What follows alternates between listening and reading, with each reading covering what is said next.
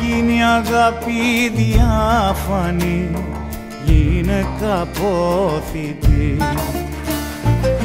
Από το κάστρο της οριάς στέλνει στερνό σινιάλο και περιμένει τρέμοντας Ιούλιο πόρθητη.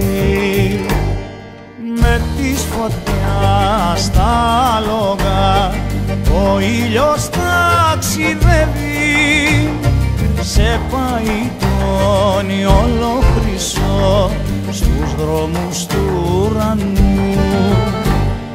Και μια ψυχή που καίγεται τον άνεμο αγναντεύει και χάνεται στα σύννεφα τσιγαρού πρωινού.